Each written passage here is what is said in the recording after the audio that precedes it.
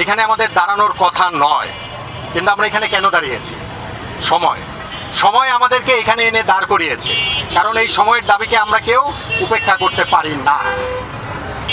এতগুলো মানুষ মারা গেল, এই ক্ষতির কি কোনো ক্ষতিপূরণ হয়?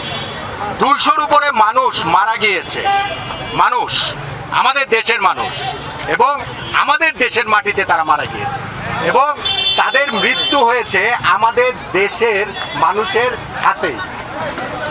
এইটাকে আমরা কোনোভাবেই আসলে মেনে নিতে পারি না। বিবেকের সেই দায়বদ্ধতার জায়গা থেকেই তাই আমরা এখানে এসে দাঁড়িয়েছি। ইউনিসেফের একটা হিসাব দেখলাম যে 32 জন শিশু মারা গিয়েছে। সেই শিশুটা তো আমার আপনার শিশু হতে পারে, আমাদের যে কারো শিশুই হতে পারে। আমরা তাহলে কাদের জন্য এই দেশটা তৈরি করছি? কাদের জন্য এই দেশটাকে আমরা বিনির্মাণ করার চেষ্টা করছি? আমাদের আগামী প্রজন্মের জন্য। তারাই যদি এই দেশে নিরাপদ না হয়, তাহলে নিরাপদ আর কারা? আমরা তাই এইখানে আমরা ক্রীড়া সাংবাদিকরা এখানে দাঁড়িয়েছি একটাই দাবি নিয়ে, শিক্ষার্থী জনতার ওপর এই যে নৃশংসতা হয়েছে, গত 2 সপ্তাহের বেশি সময় ধরে যেই নৃশংসতা চলছে, এইটা বন্ধ হোক।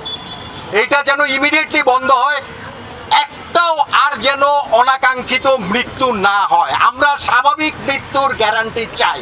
এই চাওয়া কি এই রাষ্ট্রের কাছে খুব বেশি কিছু তো না।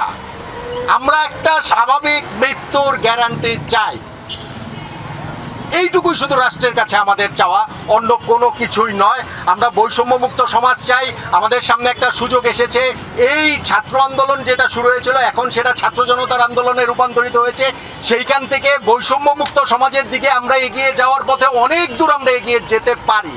আমাদের তরুণ প্রজন্ম আমাদেরকে সেই সাহসটা দেখিয়েছে, সেই পথটা তারা আমাদেরকে দেখিয়েছে।